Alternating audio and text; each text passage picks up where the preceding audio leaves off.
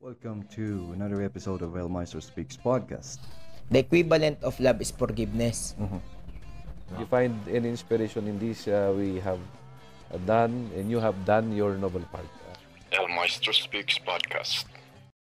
All right. So, thank you so much, Sir Kap Peter Wasing. Salamat iti time for you to sit down with me in this podcast. Basta siga? Yes. Kangay, nabayag ngay nga ever since ano ba yung time na inad ko kayo sa Facebook, no? Okay. Sa nga nga ma-message ko dahil at mag-istorya kami. But then, I don't know kung paano yung ano ng Facebook ngayon kasi parang may mga iba akong mini-message na kasi may magmapantis pa. So haan ko nga makuan. But then, nung pumunta na tayo dito na nagka-programa na, may program na, medyo, ayan, bis, makasaukon personal iso na.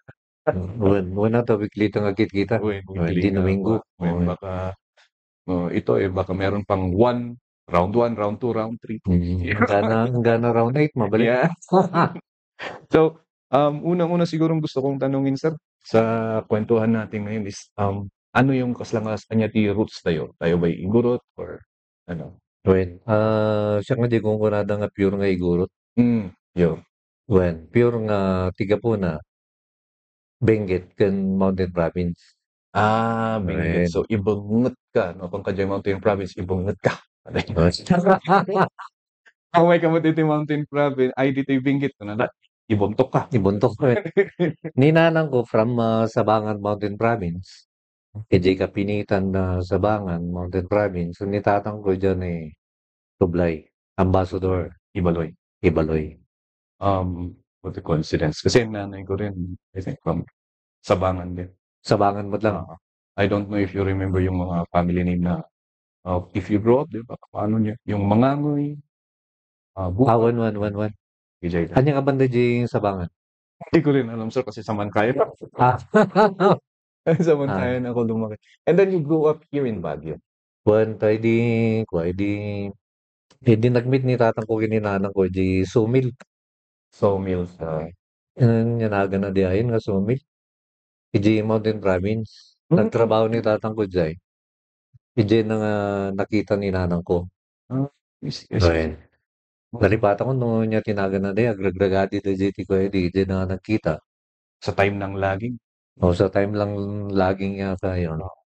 Pagkatapos, hindi naginayat na. Siyak din mo na nga bunga. Himay kami dito na Trinidad. Sa Trinidad. So, yung Trinidad, naging konduktor ni tatang ko ti Dangwa. Nung So, sikat pa yung Dangwa Pass. Sikat pa di Dangwa di. Kat ijayak nga, ijayak nga na nakapuot. Hanggang nga nagalis kami dito na Quirino Hill. So, until now, nasa tayo. Hanan. Hindi, nalpas ti term ko as punong barangay. Di Quirino Hill. Nagalis ako di, ada kami di family house mi di Dison. Katada ti apartment ni Jenny Mother. Kati jayak nga nagalis. Di nalpas di term tayo. Na punong barangay. Halos jayak nga di makul di Quirino Hill. Tumatak yung pangalan na yung kapitan na Yung kapitan tumatak talaga. So ibig sabihin nag-serve kayo ng matagal sa sa Barangay LGU.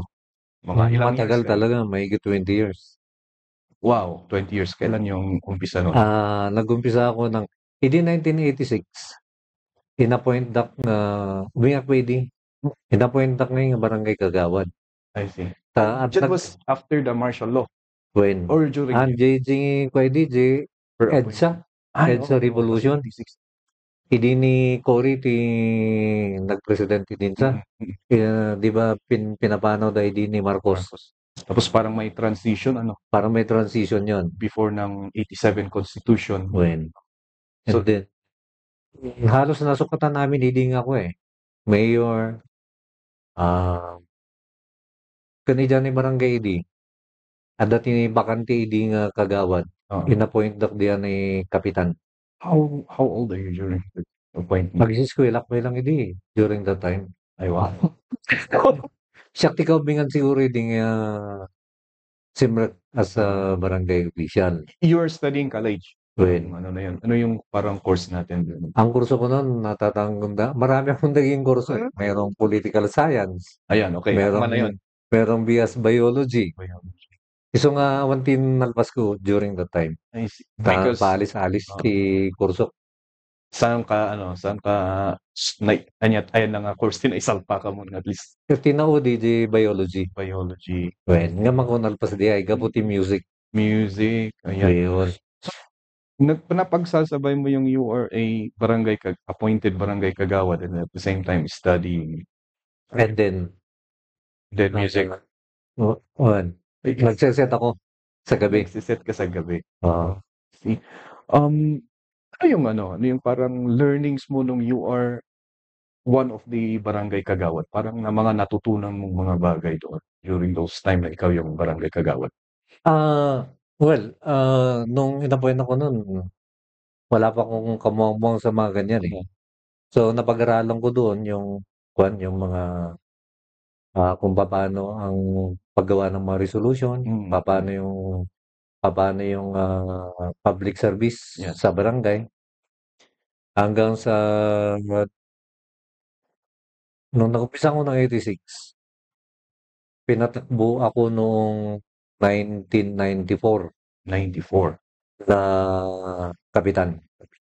So you started in 94. One. Doon na yung first term mo as barangay captain. Hindi ba? Hindi pa. Natalo ako eh. Natalo ka doon. Natalo ako doon. Ah. Nung pinatakbo nila ako noong 1994, natalo ako. And then after 1 year, yung nanalo na kapitan, inappoint niya ako na barangay secretary.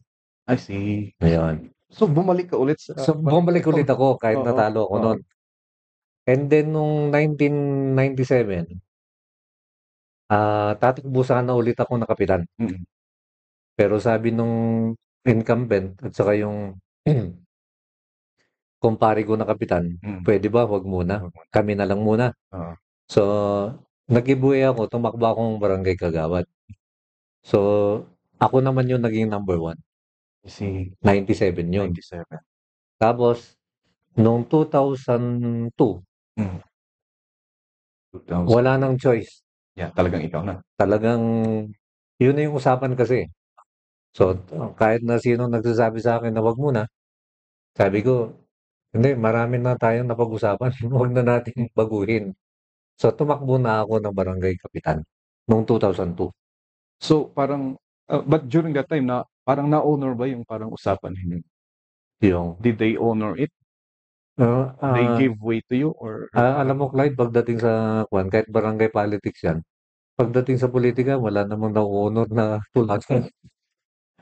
Oo, tama. Nakikita. Ewan ko kung meron kang nakita o narinig na yung kanilang tulagan inatungpal. Awan, di ba? Tadamot lang kasi nga giving it relating it to your experience, tadamot lang nakita tayo nga kasya. Though ang kagandahan dito is wala yung pag ayam lang. Ayam lang.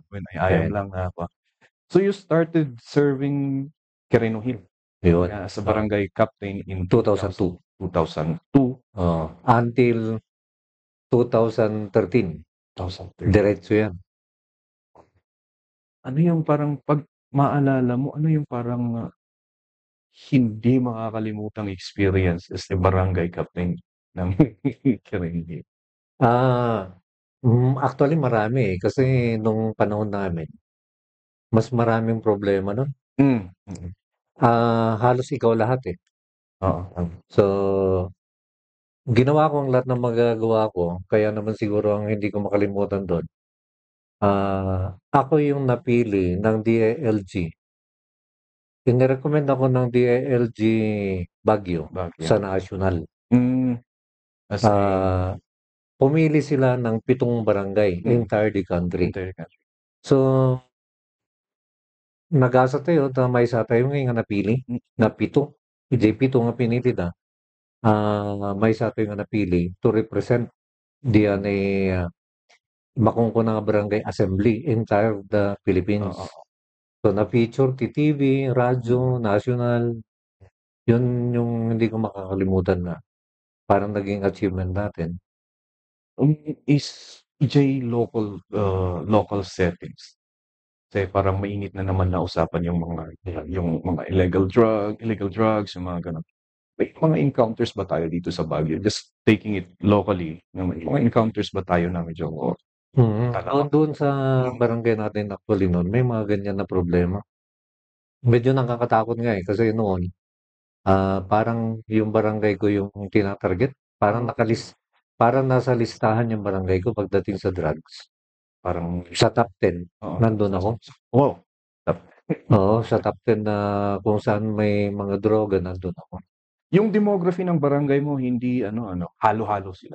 Halo-halo. Halo-halo. So Mm. talagang Lowlander at saka Highlander. how do you navigate yung mga gano'n na style na talagang parang walang iisang culture na nakikita mo? Paano niyo yun, talagang fina-follow na lang ba yung kung ano yung guidelines gano'n para walang masaktan? Kasi iba-iba yung culture, eh.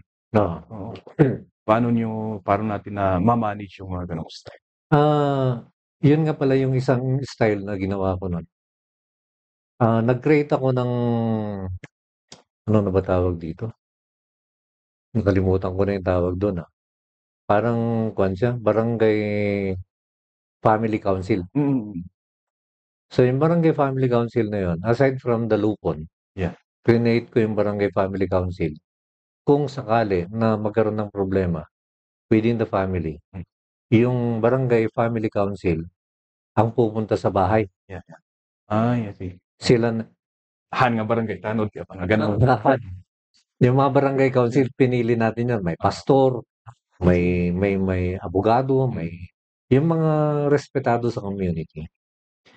So, pagka mayroong nag-file ng kaso, iniisip ko kasi yung kahihiyan ng pamilya.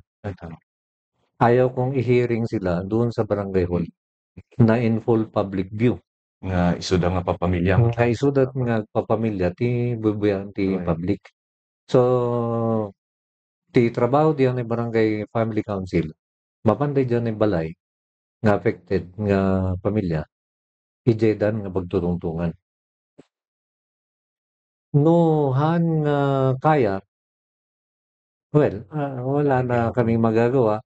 Punta na lang sa barangay hall at doon na lang. Pero ang kagandahan niyan, mayat awan nga ti na-resolve amin. Napili mo't gamin dagiti ni kwa dagiti member ti family council. So, adamo di diyan ay respeto. Yeah. So nga mapan di barangay family council di balay mo, tapno isettle diyan ay alitan di agapsat wenno agasawa. Okay mo te. Okay na.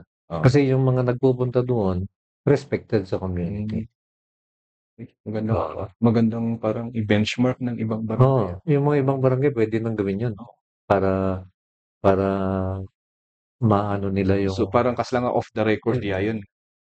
off the record yun. Hindi namin nilalagay yun sa listahan ng Kasla nga may blatter kumbaga. may blatter. So kumbaga, bago nga balit nga problema, nga setup So, nga hangam munti, Kaaruba, tila makamo dagila member ti Barangay Family Council. Ijay sublian tajay ko nang tatay nga ko. Parang naging top 10 yung paano nyo, parang ano yung mga steps mo para ma-resolve yung problem na yun. Naging Ang ginagawa ko noon doon sa mga identified, kasi sinasubmit sa akin yung mga identified ng mga tao.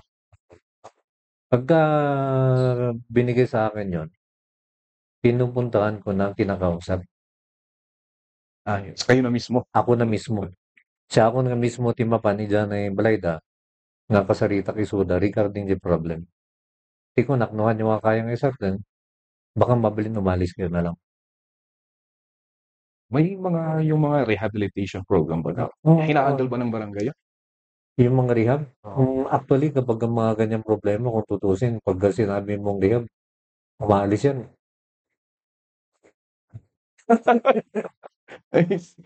Pagka binanggit mo yung word na rehab, Jetty pagsayatan na pumanaw na ngayon. Kasi parang, so ibig sabihin, ayaw niyong mag-ban. Ayaw niya. Ayaw niya. Ayaw niya magbarya. Pero ang kagandahan naman na nagawa natin, kapag ka kasi kinakausap mo sila, kuha naman mamati naman, ma-realize na. Depende nga di approach mo. Mm. Until such time na ma-realize din nila na, oo nga, mali ito. Mm. O, sila na yung nakaka-realize. Kaysa yung in-trap mo o Ayan. ipatiliw mo. Yeah. Para sa akin, hindi siya masyadong epektibo.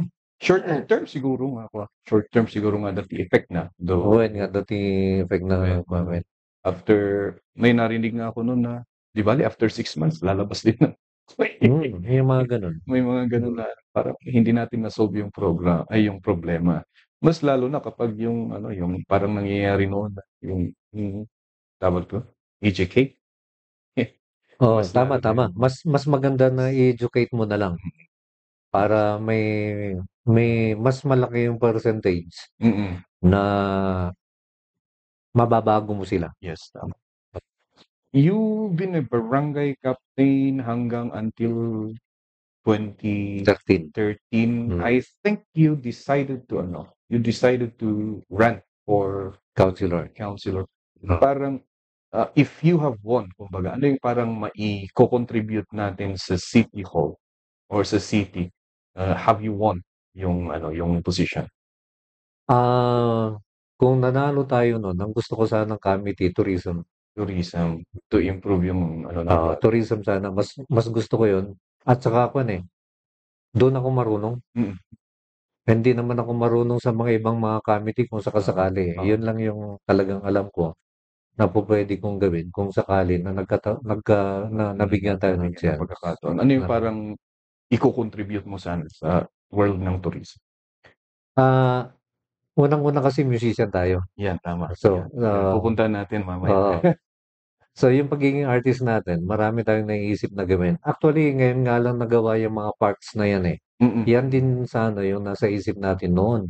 Kung paano mapaganda ang tourism dito, kung paano ang mo mainganyo ang mga tourist, mga ganun ba? Ayan. Ang ano ko ngayon, parang nakikita ko ngayon is parang attracted na yung mga tourist dito. Ang problema, traffic flow.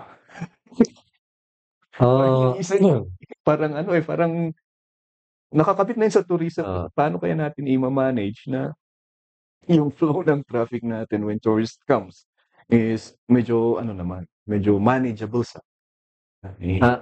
Nung nag-aspire ako noon, Clyde hindi pa masyadong problema yung traffic. Yan, tama. 2013, 2013. Yun. 10 years ago na, may no? Hindi pa masyadong problema. Hindi pa yan pinag-uusapan noon eh. So, pero kung ngayon, ang nakikita ko naman na sa akin na solusyon. Kung po pwede sana, yung sinasabi rin nila ngayon na kung po pwede, sana yung mga tourist natin, wag nang magdala ng sasakyan. Yan. At least mag-commute na lang papunta rito ng Baguio. Patronize nila yung taxi natin.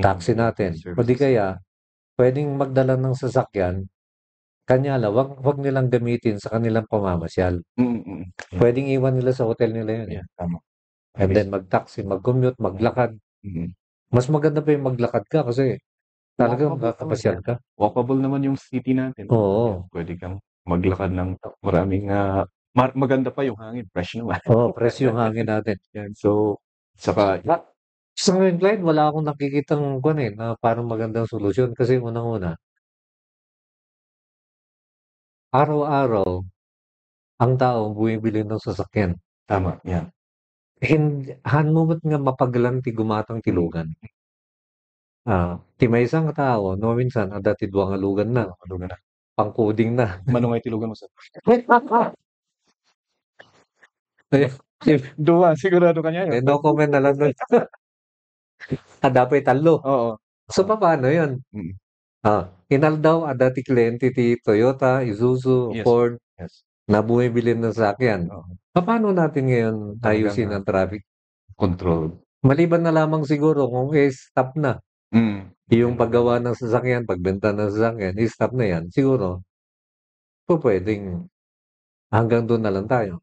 Yung sinasabi nila, what's your opinion? I want to get your opinion on the matter na parang controversial nung last na yun. Ano yung tawag doon?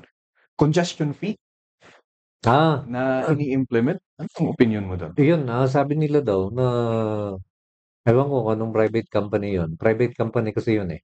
Ang nag-offer ng Nang nag-offer dito sa atin sa Baguio na ayusin daw nila yung ang ating traffic ayusin nila, ang ating parkingan ayusin nila. In return, magbabayad tayo ng 250 na congestion fee. So yung city parang naging private na? Parang actually hindi ko alam kung ano yung nandun sa proposal dahil hindi ko naman nabasa yon. Yun lang yung pagkakaintindi ko na magbabayad daw tayo ng 250 na congestion fee para ayusin nila yung traffic, ayusin nila yung parkingan. Pero sa ganang akin, Clyde, hindi naman kailangan na pumunta yung private company para ayusin yan. Bakit hindi na lang tayo gagawa? Ayusin na lang natin. At kung sakali man kailangan nating maningil ng congestion fee, edi tayo na lang. Yan. Kasi tayo na lang. Pupunta sa city yun. Kasi kung private company yan, natural. Sila yung kikinabang. Yan. And yung percentage ng tax na ibibigay nila sa city is parang kulang din naman. Parang kulang din. Kung sino nga itimayat nga baybayad kasi na pagpapasok ka ng yung sa mga identified na kalsada, magbabayad ka ng 250, 200 o kung ano man yun. Palagay ko kahit na sino, ba't ako magbabayad dyan? Parang insulto sa residente sa residents ng Baguio. Oo, ba't mo ako sisingilin ng ganyan? Dito samantalang taga rito. Though I see the point siguro na they're trying to, yung siguro na ideas, it came from a good heart, a good mind. Na trying to help, trying to parang mapaganda pa ang Baguio.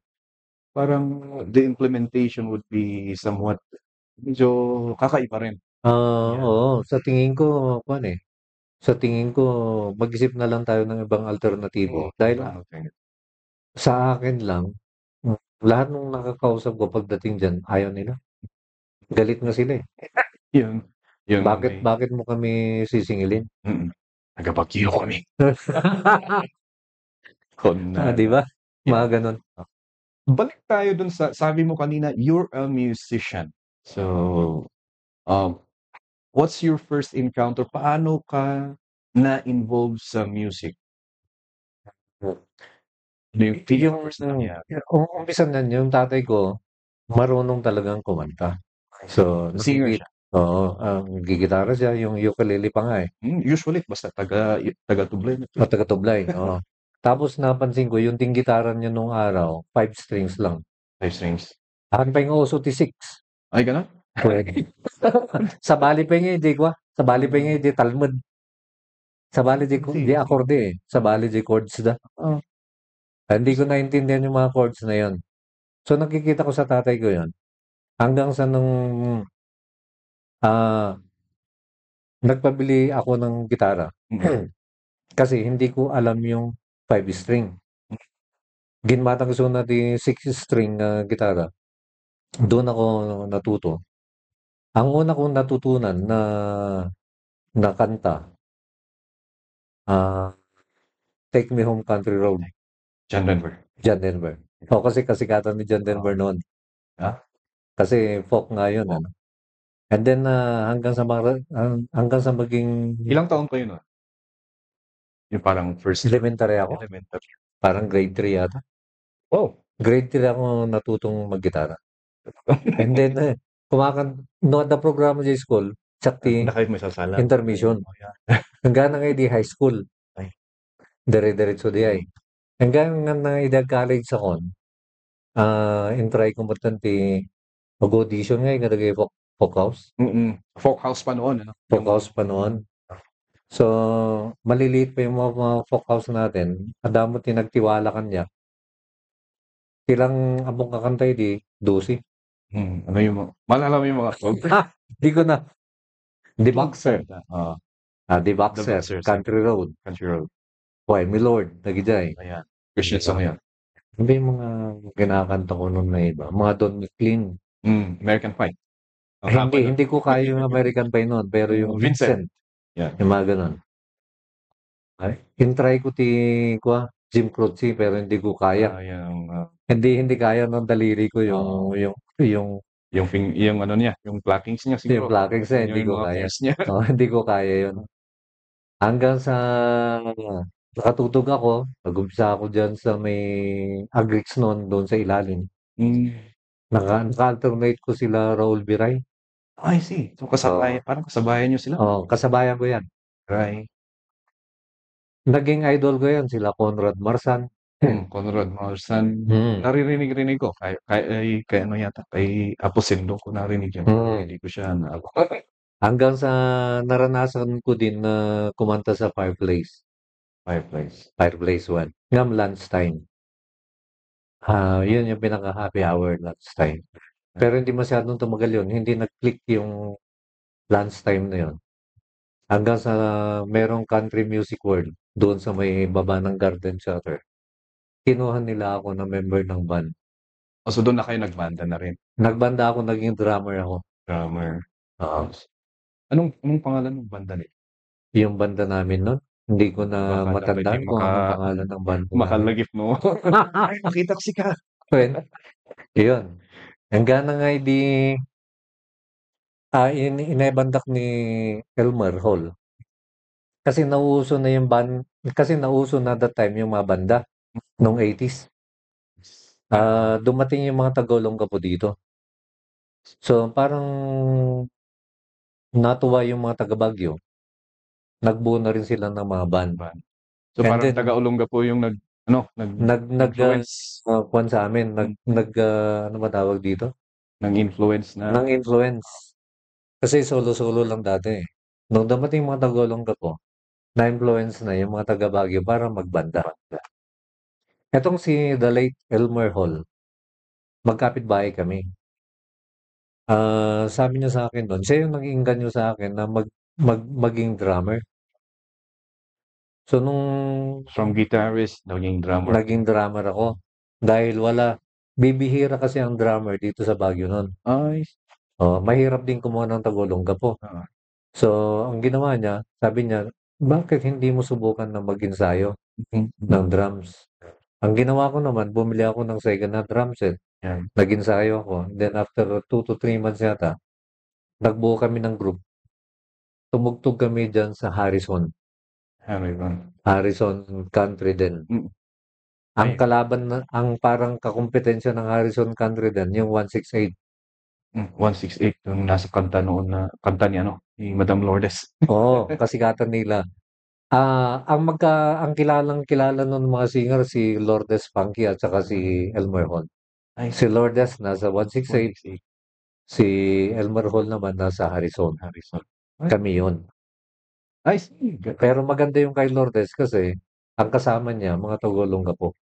Ang mga bandmates niya. Bandmates niya. Siya yung vokalista. Pero pure kayo na Igorot nun? Or pure Baguio people? Pure Baguio kami.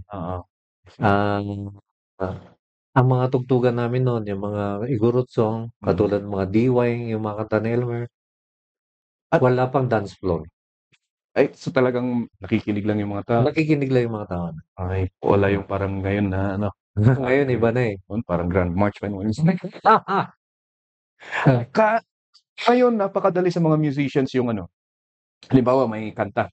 Di ngay, kasano nga tati Talmud na dito eh. YouTube. Paano kayo, noon? Paano kayo nagtitipa or agsip-sipran talaga? By ear or by ear talaga noon. Adamat lang tilak-lako day di nga jingle song hits. So with chords na yun. With chords na yun. Yun na yung pinaka-guide namin. Tapos, pag nagsipra kami ng kanta, bumibili kami ng tape. Oo. Yung tape, Awan pa iti CD. when kailangan tilapis ini. Yung Kundi ka ginagano mo, sa yung mo paikot mo, oo. Ayun. Diyan iti ususaron mi. Iso nga nun yan, yung nasi pramid ay. Iso ti, pa-apply mi. Nagrigat kaya. So, ibig sabihin yung siguro, mas matalinong musicians yung mga OGs. Kasi ngayon is very easy na. You can just go to the internet and then may makikita ka na magbibigay ng tutorial kung paano ito, yung gano'n. Sa YouTube, Oo. meron na. Which is noon is wala. Wala yun noon. Walang YouTube noon, wala rin Facebook. So, habang nandun kayo sa Harrison, ano yung mga may nag-recording na ba rin? Nag-recording na rin kayo or Nag-recording ako nung 2009. 2000? 2009, nag-recording ako and then, ang ginawa namin, prinish namin. Hindi muna namin nilabas.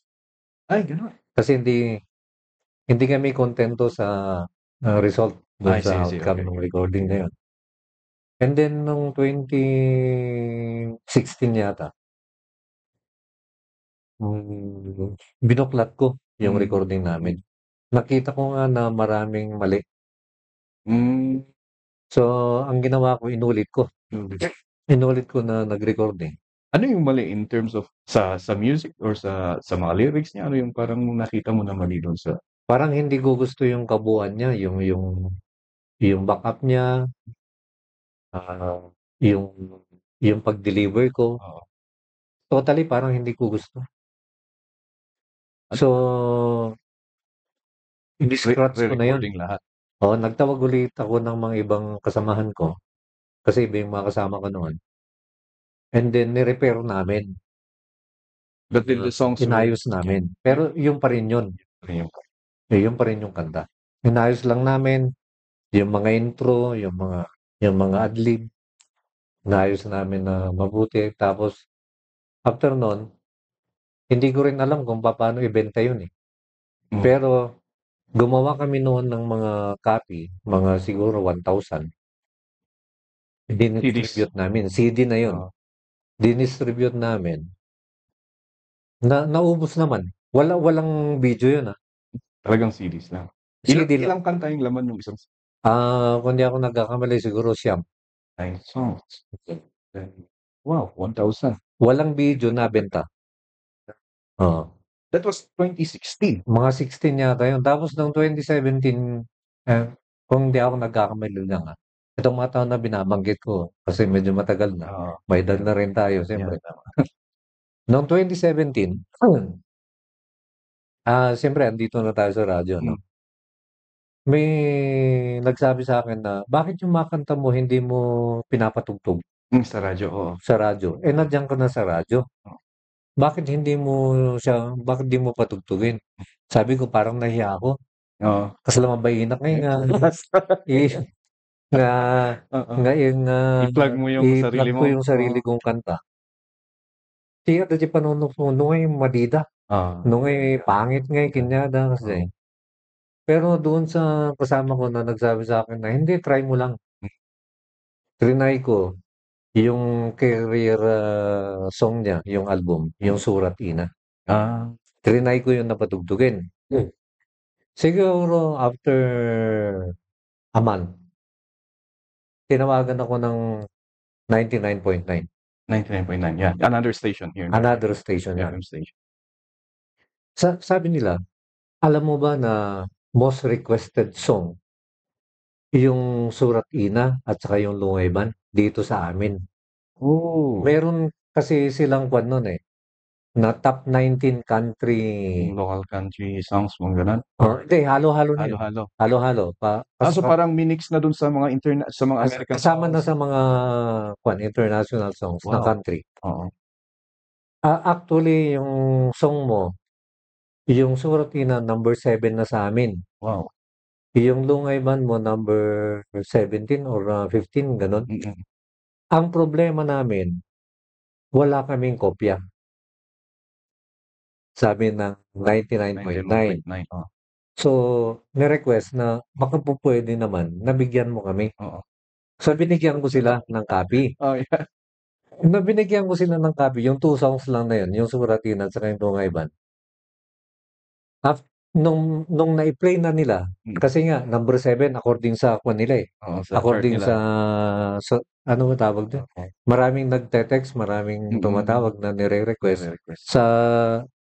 Sa tally nila, number 7 na siya, pero hindi available. Nung pagkabigay ko sa kanila, pinatugtog nila, top 7, sabi niya. Biglang naging nag-number 1 siya ng Wow. next, kasi weekly yun eh. Oo, okay. Naging nag-number 1 siya nung sumunod. From there, nung naging number 1 na yung Suratina, 6 months yun. Wow. Tuloy-tuloy. 6 months na nag-number 1. Oo, 6 months. Tapos yung Lungay ba naman, naglalaro lang yan. Kung minsan, number 2, number 3, number 4. Sumusunod siya. O, yan. Yan. Eto, 6 months nasa number 1. Half a year. 2 years nasa top 19. Galing. Thinking na ikaw mismo ayaw mong ilabas. Ikaw mismo ayaw mong ilabas yung Oo, kasi nahiya ako. Oo. Parang nahiya ako na. Sabi ko, parang nahiya ako dito itong patugtugin sa ere. Yeah. Pampanonood na kay nung Madida. Oo. Nga dagdag nga. Baka nga imbis nga magustuhan da, baka mauyawak pa eh. Oo. Hindi mo kanta. Di ba? May mga ganun. Alam naman natin ang tao. Ang tao naman judgmental yan eh. May naririnig-rinig ako dun eh. Kung yung ano nga eh, yung pinapatugtog ni Apo Pandong noon eh. Shoutout pala kay Apo Pandong. Oo. Yung Baguio Girl eh. Hindi ko rin alam kung paano yung takbo ng nagsusulat tayo ng konti pero yung ano lang, parang sa akin, ang personal choice siguro. It's a good song pero parang ano eh. May something na hindi ko maintindihan para sa akin. Oo. Eh nag-number 1 naman eh. Oo, Nag-number 1 tayo. Kasi kasi laging pina-plug. How much more yung mga kanta na gano'n. Maganda naman yung mga songs. Oo. Siguro lesson learned dito is ano, 'di ba? Kung meron ka wag kang mahiyang Huwag kang mahiya na i-share yung i-share talent mo. yung talent. Yan. Nagulat nga ako na so nung time na yon, suki ako ng 99.9. Kapag meron silang event, tinatawag nila ako para kantahin ko yung kanta ko. When Live. you are nandito. Nandito ako Ayan irony ang nakakatuwa dito, kahit nandito ako, plina-plug ko ang 99.9. 99.9. Yeah. Nagpapasalamat ako. Nagpapasalamat ako sa kanila. Dahil actually, yung 99.9 ang parang nagpasikat sa kanta. Hindi siya dito sa 98.7 umangat eh. Sa kabilang station sa... Sabagay, kung titingnan mo naman yung format kasi ng 98.7 is parang AM on FM. Oo. Parang ganun yung ano. Parang ganun yung format. Kaya, kung sa 99 naman, parang yung promotion nila is mga songs ng local artists, yung mga ganun. Kaya, paano mo sinusulat yung kanta mo? Yung Suratina na yun? Actually, hindi ako ang composer. Yung kasama ko sa banda, nag-compose. Shoutout nga pala kay Tur. Siya yung composer ng kanta. I see. And then, Tur Fagyan. Sir Fagyan. Yung Lungay ba naman? Yung Lungay ba naman na yan, kanta pa nung bata pa ako niyan eh. Naririnig ko na yung kanta nung bata ako. Duet din yan. Parang kung hindi ako nagkakamali, ang singer, at ang singer Mario Asayco. Hindi ko alam kung sino yung ka-duet niya. Ang nag-produce nung kanta na yan, Abatan Records. Yun ang ano. Nung naglalaro kayo or nag-ano kayo sa mga folk house noon, 1980s or 80s na ako pumasok sa folk scene. Yung ano yun, yung Harrison na yun? Harrison Country din. Nung time na yun, nag-record na rin ba kayo ng yung cartridge or hindi pa. Talagang ano lang? Talagang kwan lang ako noon. Backup lang. Nasa drums lang. Kailan nyo naisipan na 2009 na talaga, naisipan nyo na mag-solo, na gumawa ng album ninyo? Naisipan kong gumawa ng album kasi naisipan ko na i-revive yung kanta ni Elmer Hall na DY. DY. So, yun yung una naming na-record. And then, ginawa kong rock. Medyo heavy yung pagka-rock niya. In-email ko kay Elmer. Hindi niya nagustuhan. Yung pala yung dahilan, kaya freeze namin. Yung isang ano siguro. Oo, kasi sabi ni Elmer, masyadong heavy rock yung ginawa mo. So, parang, sige, freeze na lang muna natin. Ayun. Na hindi ko pinapansin yung surat ina, yung lungay man, hindi ko pinapansin yan. Nakatuon ako doon sa kanta ni Elmer na DY. Yun yung pinagtuunan ko ng pansin. Wala sa isip ko na itong surat ina ang magdadala pala sa akin pagdating sa recording. Tapos karamihan naman ano, yung hindi mo ini-expect na kanta. Oo. Yung Ang pinopromote ko kasi yung DY. DY. Oo. Hindi ko pa narinig yun. Hindi ko pa. DY, isang puon Ay, okay. DY. Na. Ay, ano ba?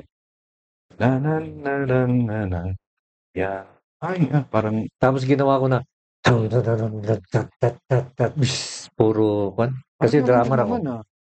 Maganda pero hindi gusto ng may-ari nung ayun talagang you paid homage to sa may-ari. Talagang inantay mo na ano. Yun. Kasi yung isang lead guitar mo, kilala ko yun eh. Nakakasama namin yun. Si Freddy. Si Fernan yata yung isa. Oo, yan. Yung long hair na. Yung long hair. Mga rakista ng Alapang. Oo, yan. Marami akong naging nakasama nun sa kwan. Tapos balik tayo dun sa kwan. Sa 99.9. Kahit na 98.7 to. Malapit lang naman, 1 point lang. Hindi malayo. 9 points. 90.7, 99. Na-inspire actually ako dun. Nag-compose ang misis ko kasi yung suratina kasi maganda yung kwento eh. Para sa mga nanay yon. Pagmamahal natin sa ating mga nanay.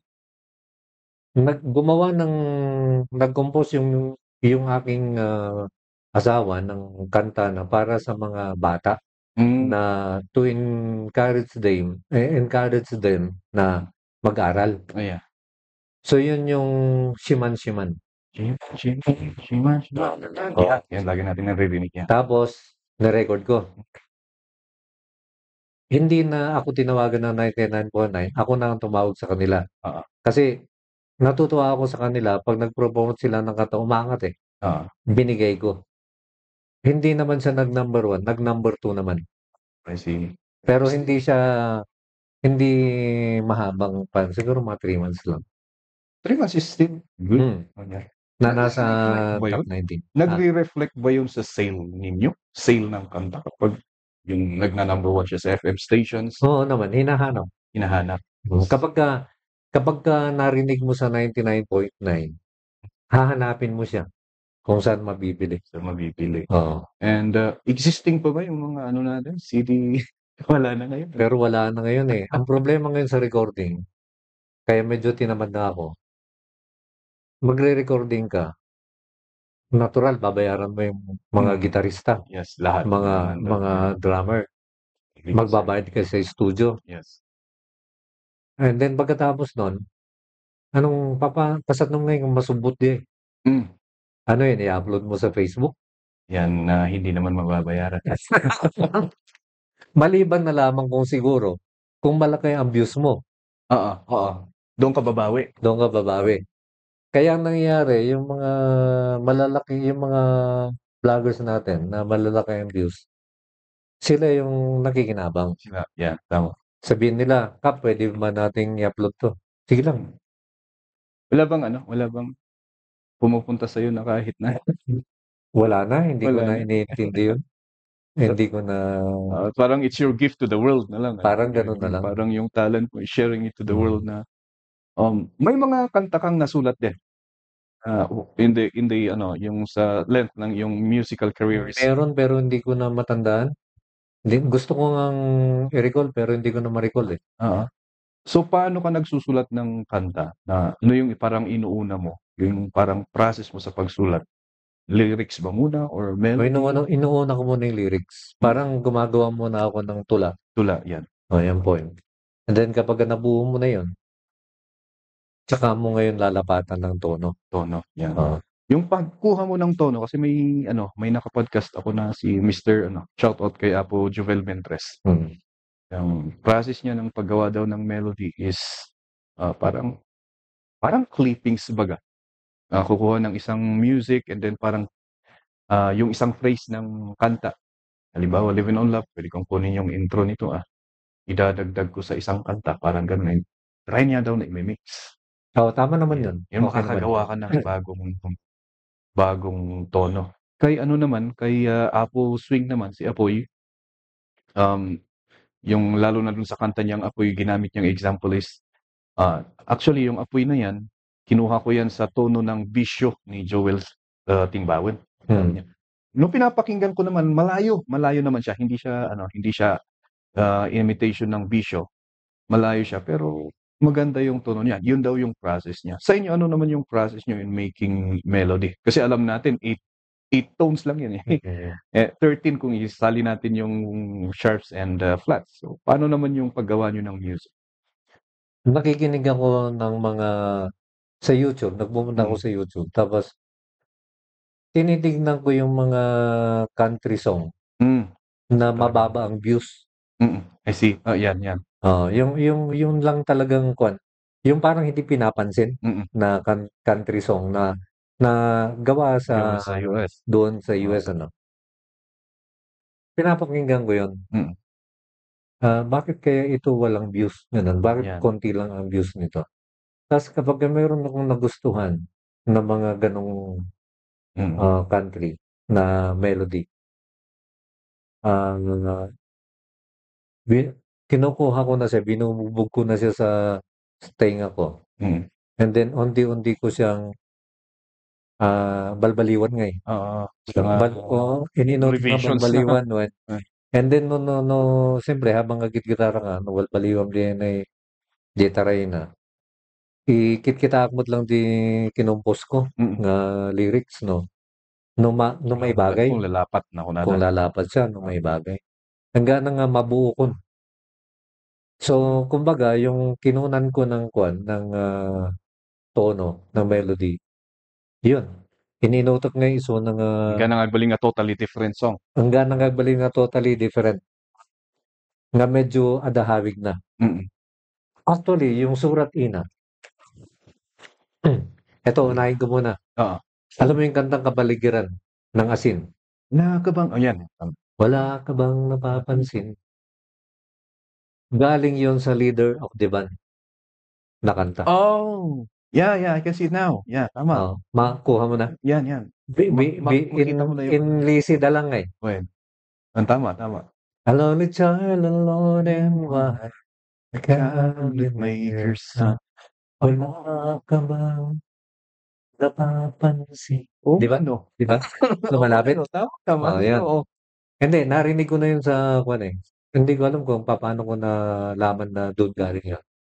Yung Surat Ina din, yung tono niya, galing sa, ano na bang kanta yun? Watching the river, yung Watching the river run, gano'n. Further and further,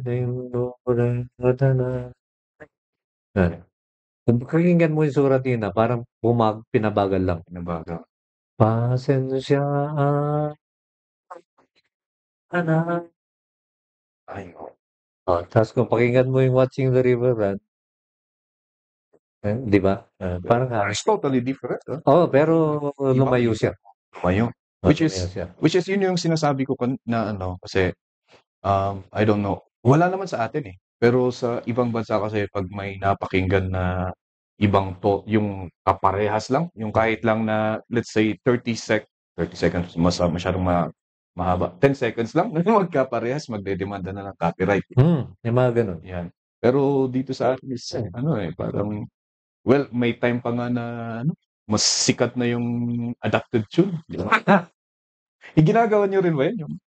Go yung trina-translate. Hindi ako masyado sa adaptation.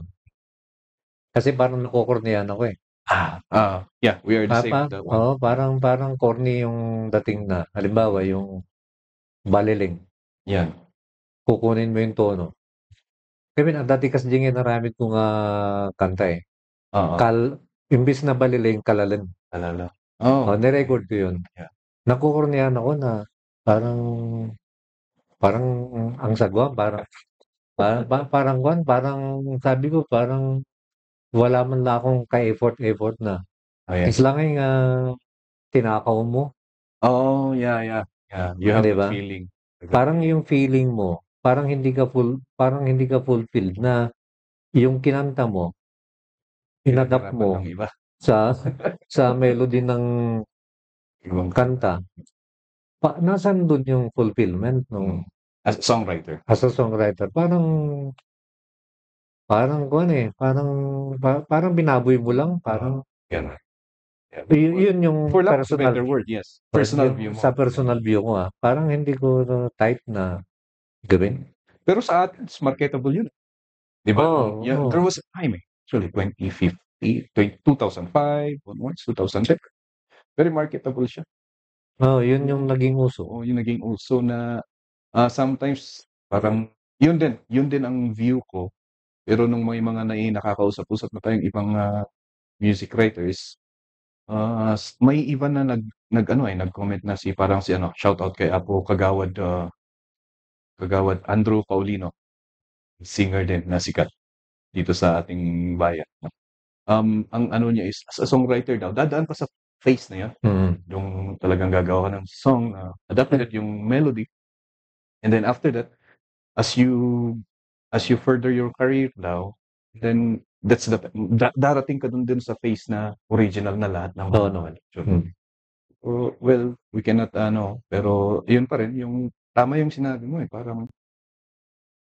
parang nakukulangan pa ninakaw mo yung Sa totoo lang, magagaling ang mga composer, mga artist natin dito sa Cordillera. Yeah, tama. Bakit hindi mo lang gawing original? Yes. Kaya naman eh. Kaya naman. Kaya. Kanya lang kasi, katulad nung nabanggit mo kanina, Clyde. Incredible. Uso kasi. So, diba? Uso kasi, kaya yun. yeah. Katulad na lang nung una kong tutugin yung Batawa, akala ko original. Tapos nung ma-realize ko, For Baby naman ito, ni John Denver. O ba? O, di ba? Ayaw nga.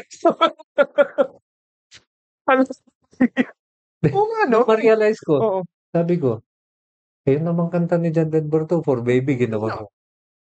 I walk in the rain by your side. Ay, oo.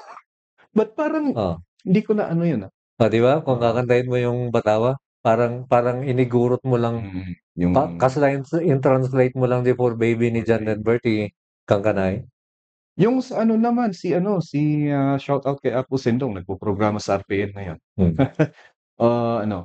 Yung sabi niya naman, kasi yung sikat na song niya, I think, yung pinakasikat ko is yung adaptation niya ng Someone Else's Star. Yung Talaw. Talaw. Ang sabi naman niya is, well, kung merong ganun na storytelling, kasi yung parang sa kanya is, yung song is storytelling. Okay? May kinikwento.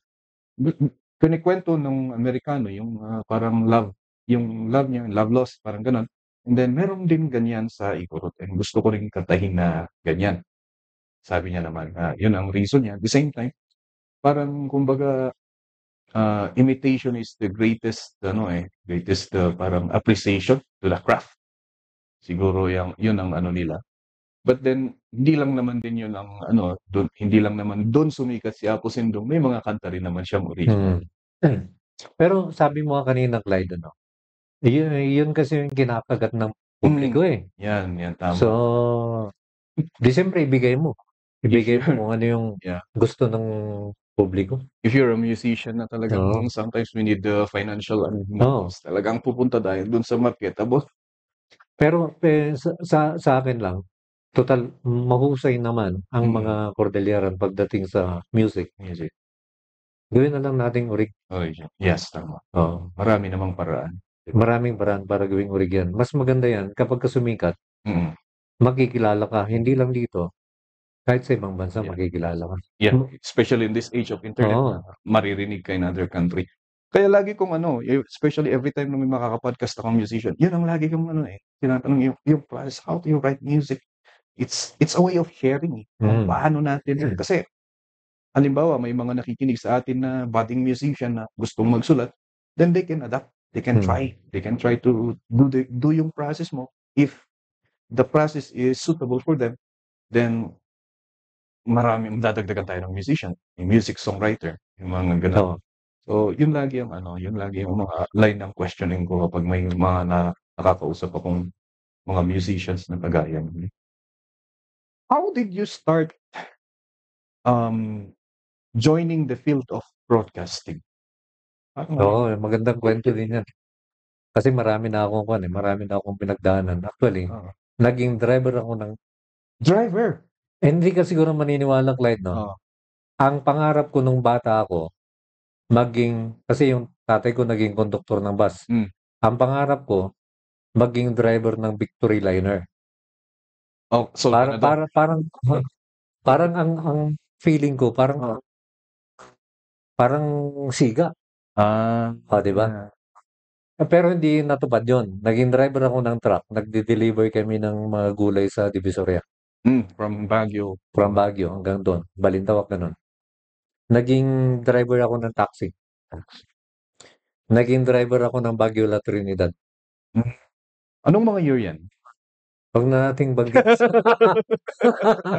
Pag matagal na nung uso ang Ford Fiera. Ay, matagal. Matagal na yan. Ewan ko kung nakita mo yun, kung inabutan mo yun. Kausuhan na ng mga Ford Fiera, mga Cimarron, mga konti lang yung jeep noon sa Trinidad. Driver talaga. Yun yung pangarap ko noon. Hindi ko, sa hinagap, wala sa isip ko na maging broadcaster. Wala akong naging ganong pangarap. Walang talaga. Wala. Hindi ko talaga in-imagine at hindi ako mahilig makinig ng radyo. Gano'n, Hindi ako mahilig sa mga radyo kasi yung trabaho ko nga mga puyat. So hindi na ako nakakapakinig ng radyo dahil tulog ako sa araw. Paggising ko, nagpe-prepare ako para pumasok ulit sa tugtugan. Noong 2013, tumakbo ako ng konsehal, natalo. During my campaign, nag-iikot ako sa radio station. Parang napapansin nila sa boses ko kapag na-interview ako. Alam mo, Kap, kasi Kap na ngayon matakap sa kanila. Maganda yung audio ng boses mo kapag ka nagsasalita ka sa radyo. Tatlo yata ang nagsabi sa akin noon na station. Pero dito na una. After nung election, naisipan ko na bumalik dito. Dito sa Z-Radio? Dito sa Z-Radio. Kinausap ko yung manager. Diba sabi mo nun, maganda yung audio ng boses ko sa radyo, magandang pakinggan. Oo naman, gusto mo i-try natin, sabi niya. So, trinay namin ng once a week. Monday lang. Anong pangalan ng first na program? Yung first na program ko, Serbisyo Publiko. Yung pamagat niya. Serbisyo Publiko. Ang una kong in-interview mga konsehales ng city, hanggang lumipat ako sa Trinidad. Mga ganun yung tema niya. Ng programa. Hanggang sa yung Monday, naging Monday, Wednesday. Ay, Monday, Tuesday. Hanggang sa maging Monday, Wednesday, Friday. Naging na. Hanggang sa maging Monday to Friday. Hanggang sa maging Monday to Saturday. Hanggang sa maging usapang legal na siya. Usapang legal is parang recently lang ba yun? Or medyo matagal-tagal na rin? Mga 2014, una kong nakasama Public Attorney's Office. At saka si Attorney Bilog, yung dating konsehal natin. So, nung naging usapang legal siya, nag-click. Mm. Maraming listener na Maraming problemang legal. maraming problemang legal. Yan, tama. Ayun. Yeah. Hanggang sa makasama ko sila Attorney Ed Avila, Aha.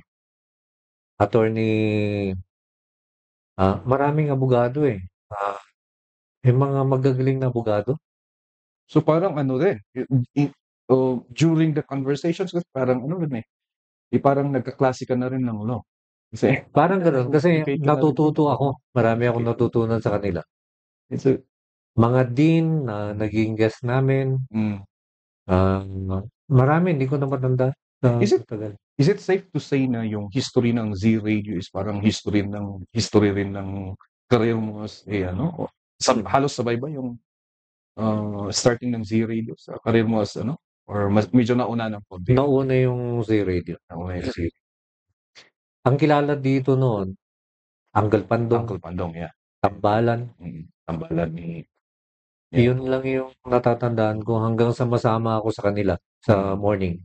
May kinagkwento ka noon about yung servisyo publiko mo na I think it's I don't know if it's a bad experience or yung medyo matapang ang banat sa O noon yung programa ko noon. Kasi idol ko yan sila Ted Filon, Oh yes. Mga Tulfo siguro. mga Tulfo, Noli de Castro. Yeah.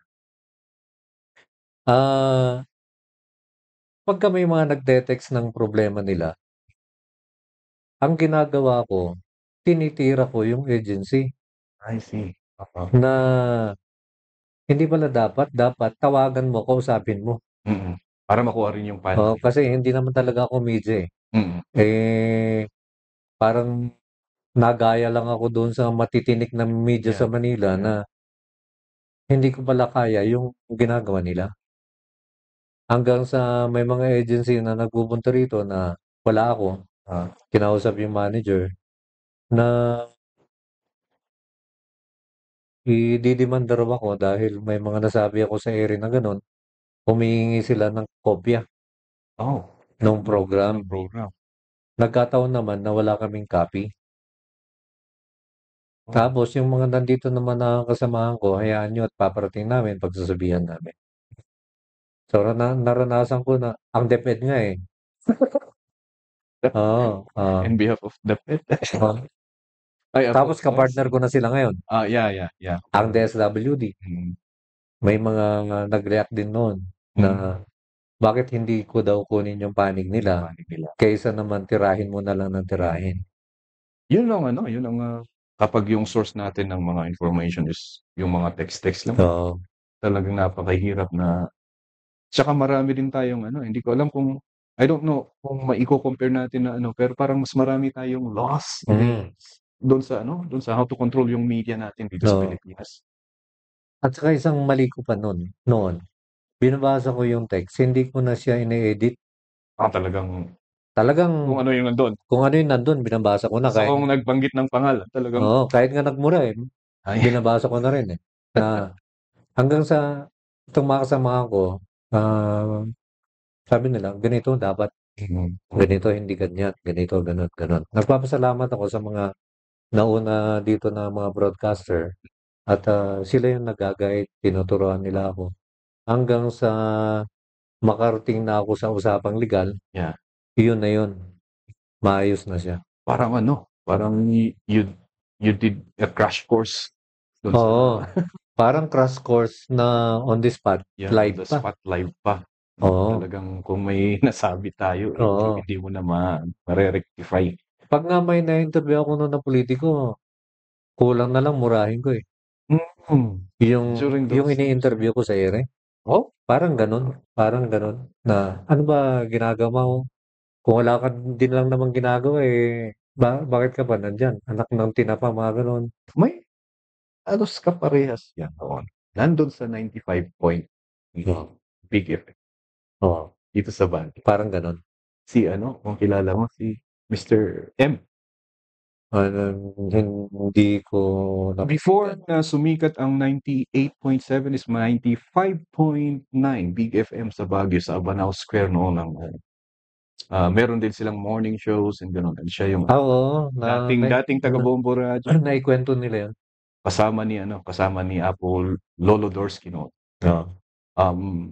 Veteran din na. Pero parang gano'n din, no? Mhm. Kasi may mga nabasa akong articles, talagang binabasa yung text. Halimbawa, may guest siya, tapos yung mga listeners niya, magte-text sila. Tapos medyo, mumurahin yung guest. Babasahin niya talaga. Oo. Walang filter. Unfiltered, kumbaga. Mm. Which is, yun yung trademark naman nung mga Tulfo Brothers. Gano'n. Kanya lang live. Para sa akin, mali. Oo, tama. Hindi tama. Kasi Na- hindi ka makapag-promote ng civilized discussion. Oo. Walang discussion na mangyayari doon. Oo. Katulad nung ginagawa ni Tulfo na Mm. minumura niya yung ini-interview niya sa Mm. telepono. Mm. Na biktima pa nga yung isang teacher doon eh. There was a time na may isang teacher na parang na gano'n, which is sa amin talaga hindi naman maganda. Parang guilty na kami sa paningin ng tao. Guilty na yung tao na ginaganon niya na hindi naman siya na yung judicial branch ng government. Oo. Right? So parang at least yung nang na-admire ko sa inyo is hindi kayo takot na magsabi na mali ko yun. Kaya talagang you really admit it na Oo. shortcomings ko yun, which is very good na na yun yung sinasabi nating hallmark sana ng isang leader, di ba? Paano kumikita ang broadcast? Dalawang klase yan. Oo. Yung isa, yung mag-apply ka bilang isang empleyado Sa radio station. sa radio station. So, hindi kagandahan ang sahod Mm. pagka ganun. Alam naman natin na Sahod ng empleyado talaga. ang sahod ng empleyado eh. Oo. Yung isa naman, block time Mm. or maging block timer ka. Paano yung pagiging block time? Yung pagiging block time, bibilihin mo yung oras mo Aha. dito sa radio station. Halimbawa, kunwari, bibilihin mo yung 1 hour ng 30,000. Mm. Sa'yo yung, halimbawa, 10 to 11, bibilihin mo yan, 30,000 yung 1 hour. Or 40,000, gano'n. Ikaw na bahalang magpatakbo.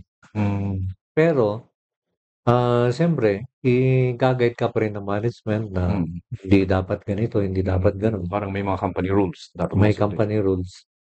So, yun yung katulad ng programa ko. Katulad ng programa natin dito, block time ang tawag doon. Block time. Parang business. Binili mo yung oras, ibebenta mo ngayon yung programa mo sa mga advertiser. So, kapag may pumasok na advertiser, kung halimbawa ang bayad mo sa per hour mo 30,000, tapos meron kang advertiser na magbabayad ng 100,000, kita ka na ng 70,000. So, yun yung sinasabi mo na mas maganda kaysa yung ikaw yung magiging empleyado ka ng radio station. Para sa akin. Oo, kasi alam naman natin na ang sawaran maliit eh. Ngayon, kung bibilin mo yung oras mo, pagkatapos meron kang nakuhang advertiser na malaking magbayad, Doon ka kikita. kumikita ka doon. Pero hindi madaling kumuha ng advertisers. Pero hindi madaling kumuha. Kasi kung black timer ka, kinakailangan mo munang pasikatin yung programa eh. Hindi yung sarili mo. Yung programa. Yung programa, kailangan pasikatin mo yan bago ka mapansin ng advertiser. Tama.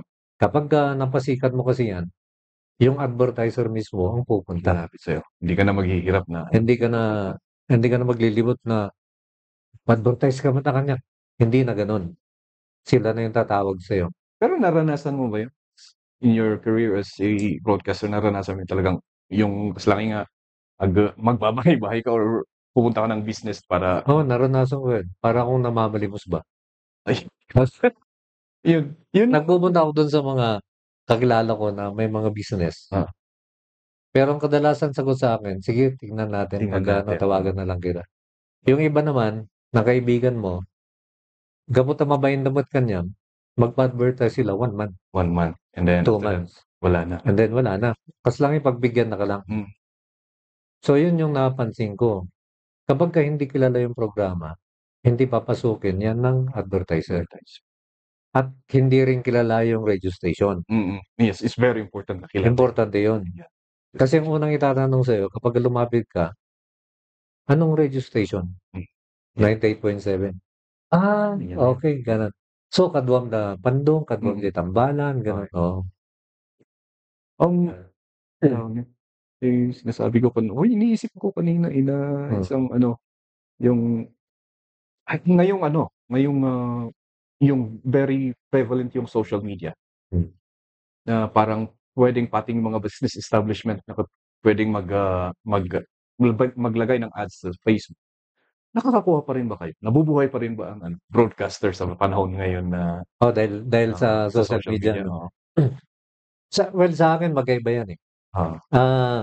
Katulad nung nabanggit ko, kung sikat yung radio station, kilala yung broadcaster, magtitiwala yung advertiser. Iba pa rin kasi yung dating ng radyo. Okay. Yeah. Iba pa rin yung dating ng radyo sa social media. Yes. Dahil kasi sa radyo, ano ba, katulad sa palengke, mga taxi driver, hindi naman kung pwedeng mag-Facebook yan na nagbibiyahe. Yung nasa palengke, ganun din. Hindi rin sila po pwedeng naka-Facebook na nagtitinda. Maliban na lamang kung patay yung oras na walang bumibili. Kaya tingin ko dyan, hindi naman siguro, wala naman akong na-experience na parang naapektuhan. Hindi siya kakompetensya. Hindi siya kakompetensya. Bagkus kasama mo pangayan dapat. Yung vlogger at saka yung broadcaster, dapat pa nga magkasama yan. So, ang ginawa natin, dahil siyempre, para naman hindi tayo mahuli, dahil request din naman ng mga advertiser natin na, pwede ba na mag-live kayo, mapanood namin sa Facebook yung aming mga product. Yes. So, yun yung ginawa namin. Kaya meron tayong ngayon. Kaya meron tayong live. Tapos yung kanilang mga produkto. Which is, I think, first napapanood din. First in Say Radio, no? Yung yung live mo. Sila na din yung nagsabi baka pwede naman yung i-live yung aming ads. Noong kasing una, nung nagla-live ako, cellphone. Itututok ko lang yung cellphone sa mukha ko, yun na yun. Pero hindi yun yung gusto nila eh. At least nababasa rin yung ads. Nababasa yung ads, na-play mo yung ads. Kaya nag-set up tayo ng parang studio. So, kapag nag-commercial tayo, lumalabas yung kanilang mga advertisement. Tama. Din yung parang ginagawa ko dito sa podcast na ito. Yung katulad nito. Kaya kung may magpapa-ads dyan. So, meron mag-pa-ads naman dito kay El Maestro yan. Yeah. Thank you. Kasama si El Capitan. El Capitan. Uy, maganda yun. Magandang programa eh. Hindi, pero may El Capitan. Sino na DJ. Dito sa Baguio. Meron na. Meron na. Sayang. Ewan ko kung napansin mo Baka yun. na-trademark na niya. Nag-umpisa gusto kong tanungin yung shades na trademark mo, yung eyeglass na trademark mo na. Hindi ko na matandaan kahit hindi ko rin lubos dati ang nakalagay dyan, shade. Hindi itong ganitong salamin. Parang hindi ko na matandaan. Pero nung dumating ako dito sa radyo, nung unang punta ko kasi rito, nakashade ako. Inangat ko lang siya. I see. Hanggang hindi ko na malayan, nung nagpro-programa ako, hindi ko na malayan na nandun. So doon ganun nag-start? Doon na nag-start yun. Hanggang sa pag naglalakad ako dyan sa labas, ganyan na. Imbis na sa mata ko, nakataas sa yung third eye and fourth eye na lang. Yun. Hindi ko na malayan tuklay na naging trademark. Naging trademark na eh. Parang hindi ka puwasing kapag wala yung salamin o di kaya yung shade. Dapat sana ako magaganyan kasi malawak. Anyway, During your meron din kayong nagawang movie together with the Team Lakay. Oo. Can you tell us the story kung paano nangyari yun? Kayo yung gumanap na Japanese, eh? Gumanap ako na Colonel Hero I see. doon sa pelikula na yan. Yung yung pelikula na, is it based on a real event or? Sabi nila, yun daw yung love story nung panahon ng Hapon. Hindi ko na alam kung ano yun. Dahil di pa naman ako tao Panahon ng Hapon. nung panahon ng Hapon. Love story daw yun ng isang general na Hapon na na-in-love sa Higurota. I see. Love story yun ng Hapon na general at saka ng Higurota. Yun yung kwento. During World War II. Yan. I see. What is the experience ng becoming an actor? Mahirap. Mahirap. Lalo na sa shooting. Doon ko naranasan na hindi pala basta-basta maging artista. Hindi naman sa gwapo ka or pangit ka or ano. Pero mahirap mag-acting. Hindi ako sanay sa acting. Especially kung heavy yung acting mo siguro na. Noong kasing time na yun, naghanap sila ng gaganap na Colonel Hero. Nag-audition ba kayo? Or Hindi ako nag-audition. they pick you out? Nung nakita ako ng director, dumaan lang naman ako doon sa office na yun. Nandoon si Director Perry. Derek Perry. Yeah. Nakatingin sa akin. Ito pala ang bagay doon sa Colonel Hero, sabi niya. Yeah. Doon sa. So on the spot, kinuha nila yung uniform ng Hapon. Pinasuot sa akin. Pinicture ako. Tinignan nila. Pwede. Bagay ko daw. Oo na. Yung mata, singkit. Parang yung ikaw din. Hapon na hapon. Yun yung kwento niya. Kaya nasama ako sa pelikula. Hindi naman talaga ako kasama doon sa casting. Talagang Yung director lang talaga nakapansin sa akin na ito tamang-tama to. Kasi yun daw Colonel Hero, yung build niya, ganon katulad ng build ko. And then singkit. Parang na-intriga tuloy ako na panoorin yun. Na-intriga akong panoorin. Hindi ko pa hinahanap ko kung meron mahanap yung copy niya. Sigurado, mga YouTube. Alam ko nasa YouTube. YouTube siguro yun na paid. Sinubukan nyo na rin ba yung mga songs niyo dalhin sa social media platforms or sa Spotify na Iba yung hindi. Ako mismo hindi. Pero iba yung nag-upload. Ayun. Nakikita ko na lang doon na may nag-upload. Naka-upload na. Hindi ko alam kung bakit hindi man lang binanggit, hindi sinabi sa akin. Pero nakalagay naman doon na Peter Wasi. Okay naman yun. Pero mas maganda kasi kung paalam natin, kasi baka mayroong suggestion na mas ikagaganda niya na sasabihin mismo ng artist. Yun yung isa na sinasabi namin na parang yung mga we are a fan, yung mga tayong content consumers, kumbaga, yung mga content consumers na kung kukunin mo yung pinaghirapan ng singer tapos i-upload mo, parang pinapatay mo na yung creativity ng singer at yung kabuhayan mismo ng singer. Yeah, kaya we are also encouraging yung mga singers and then songwriters, yung sinasabi ko nung last episode ng program ni Ading Jong. Mag-venture sana yung mga singers natin sa Spotify, yung mga ganun, sa mga platform na ganun where they can pwede nilang ilagay doon yung mga kanta nila. Siguro in the long run pwede silang kumita. Hindi yung ibang tao yung kumikita kasi parang yun yung isang piracy na yun. Oo naman. Piracy na yun. Piracy na. Kukunin mo yung kanta ng tao, i-upload mo sa page mo, o di kaya sa YouTube account mo. Pag kumita ka, ikaw lang yun. Ikaw lang yun, hindi yung artist. Hindi yung artist. Kumita ka dahil sa artist. Kumita ka dahil dun sa artist. Yung artist. Walang kamuang-muang yung artist na kumikita ka dahil sa kanya. Yun yung isa ring na sinasabi ni Andrew Paulino, mga greatest Igorot songs, yung tapos i-upload. Kaya dapat, ang gawin ng mga artist ngayon na pagka meron kang original na composition, ipa-copyright mo. Yun. Ang nakikita ko pang na nakakagawa nun si Margaret Lucano. Kaya kung titingnan natin yung mga ano niya, talagang magka-copyright yung mga kanta niya. So, hopefully lahat kayo na ano. Meron ka rin bang ano, or back. Alright. So yung tanong ko kanina ano, oh, meron pa ba ibang parang may plan kayo na to go back to acting on local movies, mga ganun, or accidental lang talaga? Accidental lang talaga yun. Pero meron namang sinasabi sa akin si Jomar Ayan.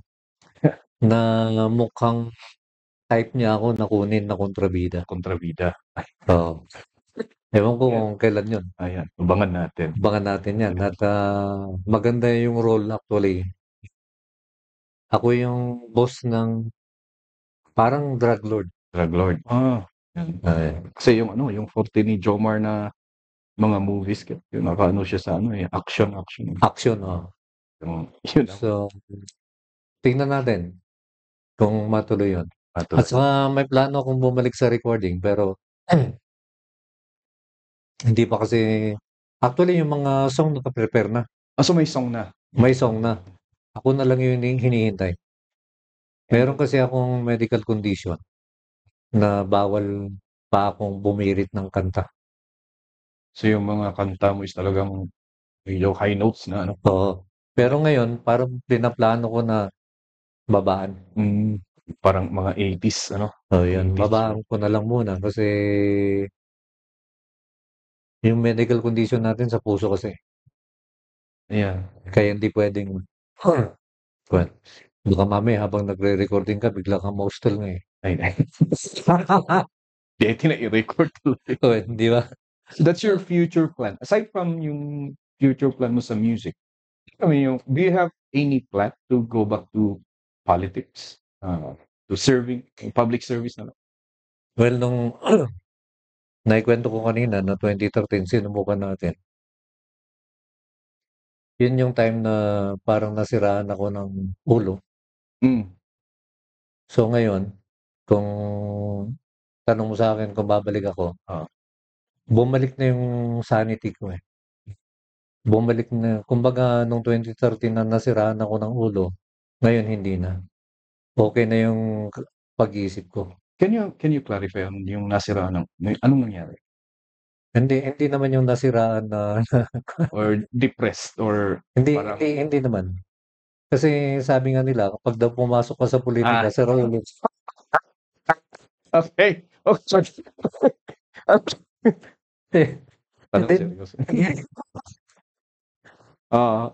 Yun yung mga biruan nila, no? Yung pumapasok daw sa mga ganun, may saltik.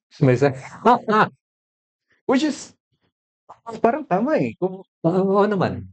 At saka yung matapang lang talaga. Walang papasok dyan na, alam mo yung parang maghahanap ka lang ng sakit ng ulo. Oo naman. Parang gano'n. Pero kung yung talagang focus mo is public service, pwede mo namang gawin yun na as a private person.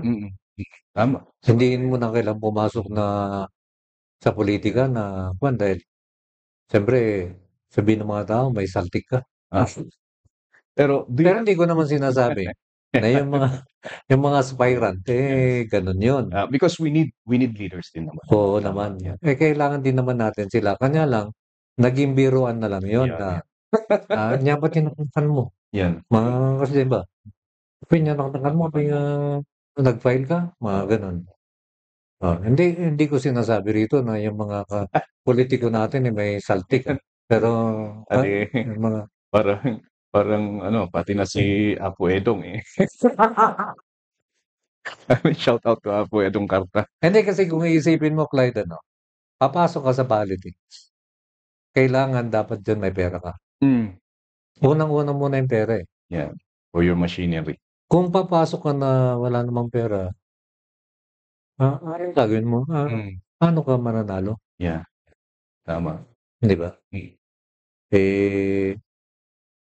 Hindi ko nga maintindihan kung bakit may mga alam naman nila na wala silang pera. Alam naman nila na hindi sila mananalo. Yeah. Yun yung hindi ko naisip nung araw eh. But there's no wrong in trying. Oo naman. Wala Walang masama sa wala namang masama na subukan mo. Pero kung gusto mo talaga na meron kang chance, Yes. dapat meron kang Merong pera. pera. Saan mo kukunin yung kakainin ng mga campaigners mo? Tama. Pera yun, di ba? Pera yun. Yan. Gasolina, Yeah. For mobility. mobility. Kahit sabihin mo na na-volunteer yung mga campaigner, Yes. ang experience ko, mas mahal. Ang volunteer. Hindi. Mas mahal yung gagastusin mo sa pagkain. Yeah. Mas maganda na sahuran mo na lang sila. Bahala na sila sa Sa pagkain nila. Pero dito sa Cordillera, hindi ganun eh. Pakanom ti tao eh. Hindi lang volunteer ang pinapakain mo. Lahat ng taong papasok sa bahay mo, lahat ng taong papasok sa headquarters mo, expect nila may pagkain yan. Hugas. Kape. Kape. Di ba? 24/7. 24/7 yan. And then yung gasolina nung sasakyan na gagamitin. Mga paraphernalias, yung cars, mga ganun. Yung mga tarpaulin mo. Pero yung politics, pwede rin pagkakitaan eh. Kung may pangalan ka, maraming pagdodonate. Yeah. Which is sobra-sobra pa, no? Sobra Sa mga minsan. sa gagamitin. Halimbawa, ang na-donate sa iyo 3 million. Ang ginamit mo lang 500,000. After the election, ore nung naabak ka, nakangiti ka pa rin. Agirwar kang tilugan. Pero doon sa mga yun, doon sa may mga pangalan yun. Kung wala ka naman pangalan, Kaya napakalungkot na tingnan yung may mga taong nag-a-aspire. May kilala ako na, yun nga, parang yun din yung sinabi mo, wala siyang kapital. Pero yung puso niya talaga is, I want to, yung parang ganun. And why did you choose government? Yung sabi mo nga kanina, pwede ka namang mag-serve kahit para mas malawak yung platform. At the same time, baka may magawa tayong resolution or ordinance ba to cater sa natin, sa advocacy natin na ito. Yun ang rason niya. Anyway, tingnan natin kung anong mangyayari pagkatapos ng larong ito. Pero sa inyo, meron ba? Parang you do you plan or not even think about it? Sa politics? Yeah. Hindi na kasi alam ko na alam mo Clyde, nakita ko yung bulok na sistema ng politics natin. Matagal akong punong barangay, nakita ko na yan during my time. Mas lalo bang nadagdagan yan nung nag-aspire ako. Na nakita ko yung hindi magaganda eh. Yung during the campaign, imbis na magtulungan kayo, naglalaglagan, nagtratraidoran, kahit na magkakasama kayo sa lineup, nagsisiraan din pa rin kayo. So, you were in politics like in dun sa time na hindi masyadong digital. And then hindi masyado. Yeah, until the time na digital na. Wala bang nabago dun sa sistema ng politics? Talagang the same pa rin yung wala, lumala pa nga eh. Lumala pa nga yung lumala pa yung bulok na yung bulok. Para bago mo isipin na pumasok sa politics, dapat kahit yung mga hindi mo kayang lunukin, dapat lunukin mo. Otherwise, huwag ka nang pumasok kung hindi mo kaya yun. Kasi may mga makikita ka dyan pagpasok mo na hindi mo kayang sikmurain. Pero sisikmurain mo. You have no choice. Wala kang choice eh. Lunukin mo kahit na hindi mo kahit na hirap kang lunukin, lunukin mo yan. So it's talagang it's 99% na kakainin ka ng sistema. Oo naman. Hindi naman po pwede na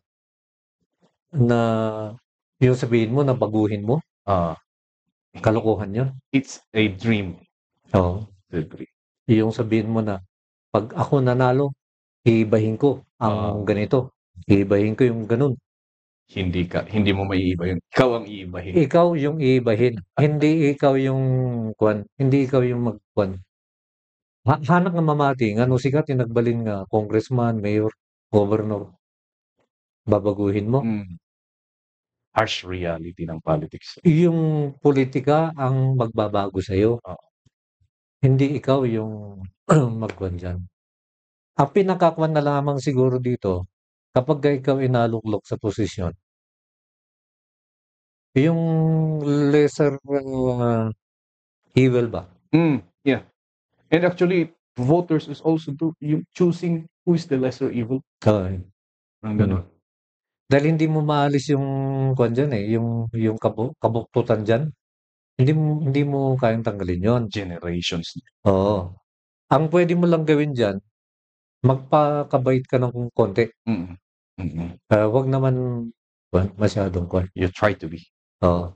Kaya yung mga sinasabi nila na during campaign na babaguhin yung ganito. Wala namang nababago actually dyan.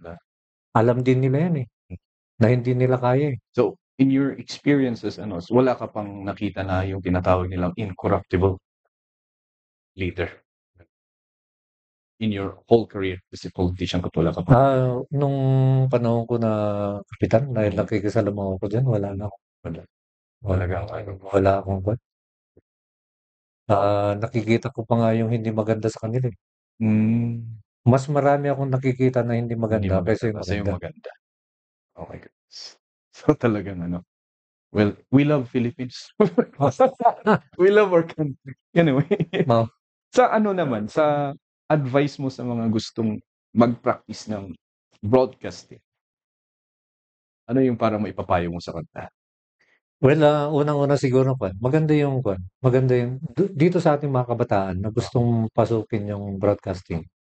Mas maganda na mag-aral na lang sila ng kurso na tumutugma doon, katulad ng Mascom.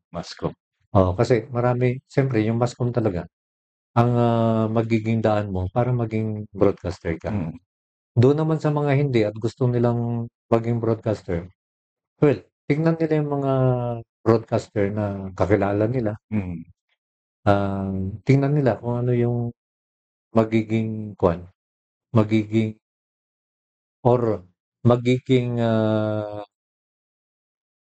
ano ba tawag dito? Yung parang idol nila na broadcaster. So, titingnan nila yon, tapos pag-aralan nila kung paano. Pero ang sinasabi ko lang dito, Clyde, hindi ito yung trabaho na kung gusto mong yumaman, dito ka papasok. Hindi. Pwede kang mabuhay. Okay lang yun. Mabuhay. Pero yung sabihin mo na yung yayaman ka, kahit black timer ka, palagay ko malabo. Kinakailangan mo pa rin na kung gusto mo talagang yumaman at gusto mo mag-broadcast, mag-business ka. Business talaga, Business talaga. Tulay sa pagyaman is business. Negosyo talaga. Negosyo talaga. Bukod sa kung black timer ka na, edi magnegosyo ka pa rin ng iba. Magtitinda ka sa black time mo. Yeah. How about sa mga aspiring singers and songwriters, musicians na may mga advice or tips na pwede nating ma-share sa kanila? Doon sa ating mga kabataan naman. Kasi kung tutuusin, yung music, kinakailangan yan, bata ka pa lang, nasa iyo na . Yes. Hindi po pwede na pag-edad mo ng 40 at saka mo sabihin na gusto mo maging musician. Hindi pwede yung ganun. Too late na. Parang too late na yun. So, sa mga gustong pumasok sa music, iba na yung panahon ngayon sa panahon namin.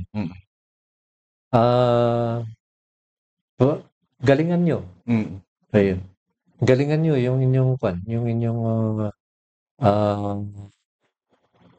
craft. Kasi ang sa akin sa personal ko kinakailangan ng music. Nasa iyo na yan, bata pa lang. Hanggang sa makalakihan mo yan, i-improve mo yung mo, i-improve mo yung design mo, i-improve mo yung Kung halimbawa gusto mo na gumaling sa gitara, Yeah. i-improve mo yun. Mm. Kung gusto mong maging mahusay na bokalista, Yeah. pwede mo ring pag-aralan yan. May mga school of music naman tayo. Mm. Mag-aral ka doon. And then tignan mo kung sino yung mga gusto mong gayahin. Mhm. And then kapag nakita mo na yung artist na gusto mong gayahin, from there, gumawa ka ng sarili mong style. Yeah. Hindi po pwede na yung idol mo, yun yung gagayahin mo at yun din yung gagawin mo. Kung idol mo si Freddie Aguilar, Huwag naman ikaw si Freddy. Oo. Oo. Kuhan ka rin ng kuhan mo, ng sarili mong estilo. Oo. Dahil hindi naman tayo magkakapares ng boses. Mm. Iba yung tono mo, iba yung tono ko. Oo. May binabagayan akong kanta. Mm. Maaring yung kanta mo hindi bagay sa akin. Yes. Maaring yung kanta ko hindi rin bagay sa'yo. So, pag-aralan natin lahat yun para pag naging successful, para maging successful. Mm. At saka tsaga-tsaga lang, Clyde, kasi yung mga ganyan na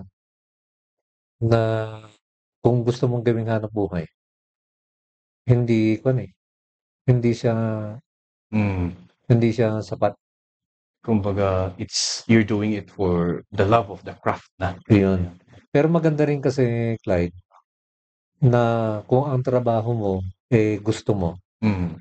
gustong-gusto mo yung ginagawa mo, at doon ka kumikita, yun dapat. Oo. Ganun dapat. Na-improve din yung quality. Oo. Hindi yung kaya ka nagtatrabaho dahil kailangan mo kumita lang. Yeah.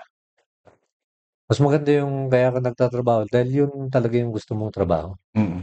Kung gusto mong maging musician, okay lang. Kung gusto mong maging broadcaster, ganun din yun. Kung gusto mong maging photographer, ganun din yun. Halos lahat yan, nadaanan ko nga eh. Ito yun na yung huli, yung sa Sa photography. photography. Oo. Yun yung Paano ka na-involved doon? sa photography. Ah. Member kasi ako ng Rotary Club. Doon sa Rotary Club, kinakailangan namin ng imager. Imager, Oo. photographer. Tapos may kasama akong Rotarian na mayroong DSLR na camera nung 2015 yata. Mm. Sinubukan ko. Pinasubok niya sa akin. Kunan mo kami Oo. using yung DSLR niya. Yeah. Na kinukunan ko. Tapos, nung tinignan nila yung picture, galing mo palang Yun. picture. Hanggang sa hiniramin ko yung camera niya. Kasi sabi nila, maganda rin yung kuha ko eh. Mm. Pinagpraktisan ko ngayon yun. Nung kapag-practice na ako na yung ginawa nila na imager ng Rotary. I see. Oh. Hanggang sa nag-shoot na ako ng mga panagbanga. Mm. Hanggang sa may taga Manila na nagturo dito ng photography. Okay. Nagdala siya ng mga magagandang modelo. Sinushoot namin yun. I see. So, nung nag-shoot na ako ng modelo, sabi ko, galing. Masarap pala mag-shoot ng model. Parang yan. Fresh yung nakitinitingnan. Fresh yung tinitingnan. Yun, doon nag-umpisa yun. Pero, ang napansin ko lang sa photography, mahal na issue. Yeah. Mahal na issue yan. Camera pa lang. Camera pa lang, 100,000 plus na eh. Yeah. Pwede ka rin mag-umpisa sa 50,000, 30,000, pwede na naman yun eh. Pero kung marunong ka na kasi, parang gusto mo naman na I-upgrade, yes. yung gear na ginagamit. Upgrade na gear. Ma-upgrade din yung techniques. Tsaka siyempre, pagka na-upgrade yung gear mo, mas maganda yung kuha nyo. Yeah, tama. Diba? Kung yung dati, yung camera mo, 12 megapixel, iba yung kuha ng 24 na megapixel. So, siyempre, i-upgrade mo yan para yung kuha mo, mas mataas yung megapixel niya. Wala. Ako, nakaano lang ako sa mobile photography.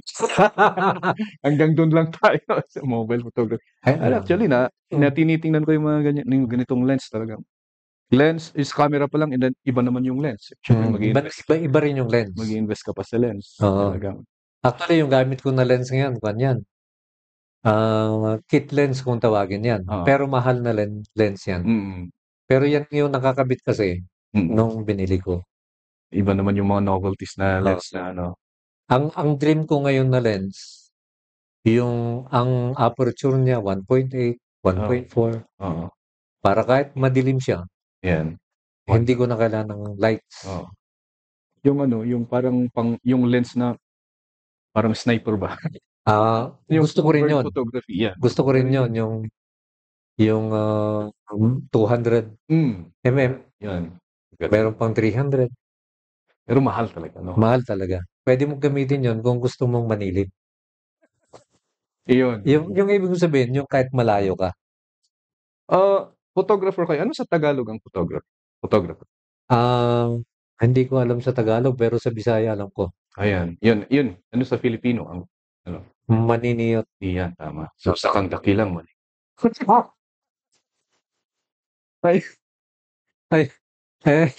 Yun nga, hindi ko alam nung una na yun ang tawag dun eh. Pero masarap ang photography, Clyde. Actually, nakaka-de-stress. Yeah. Especially Oo. nagustuhan mo talaga. Pagka meron ka nakukunan na maganda, natutuwa ka. Sa akin, ito ang distressing. Yun eh, mga ganito. Dito ako nagdi-distress. Actually, yun din broadcasting. Yun din yung distress ko. Kapag hindi ako nag-broadcast, parang wala akong buhay. Oo. Ganon din sa photography. Parang pinakyaw ko nga eh. Photography, broadcasting, music. Which is tamang-tama kasi when you put up your yung production mo, you're knowledgeable of all the angles, yung all the elements of having a production. Ayan. So you're already adept on broadcasting. So of course, alam mo na yung audio, the photography, alam mo na kung paano ang framing and everything. And of course, doon sa acting and so parang dapat lang Parang arts talaga. ang susunod talaga is magpo-put up ka ng production. Oo. Hindi lang yun. Yung pinakahuli kong ginawa, nag-aaral ako ng editing, Editing. photography, Yeah. at saka video. Video. Yeah. Sa video, meron pa akong 2 session. Tapos, pwede na akong graduate. Yan. And then sa Photoshop naman kasi, kailangan ko yun sa editing. Yes. Tama. Meron dati akong nag-edit, pero kung minsan busy siya. Paano kung kailangan ng client yung picture niya?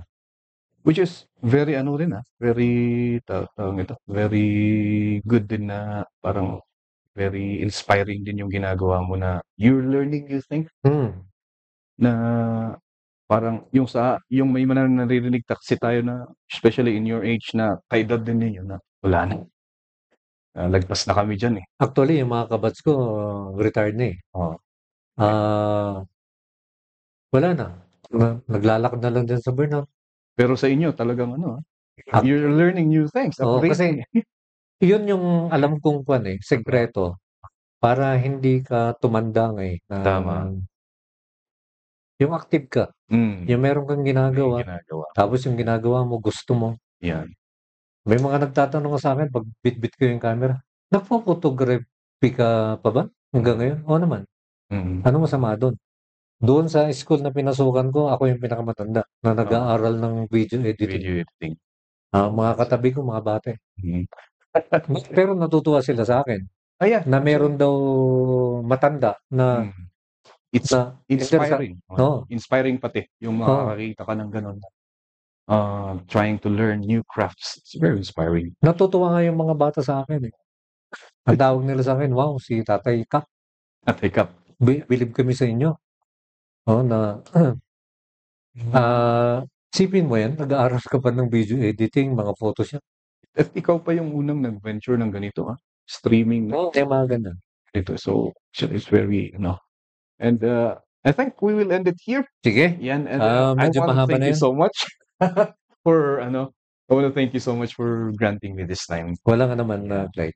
And hopefully we can do one more in the future. You're listening to El Maestro Speaks podcast. So, lahat po ng mga video, lahat po ng mga i-upload natin dito, lahat ng mga content ni El Maestro, lagi po ninyong abangan dahil marami kayong matututunan. Magandang tanghali po sa ating lahat. Thank you so much, sir. Salamat ng marami.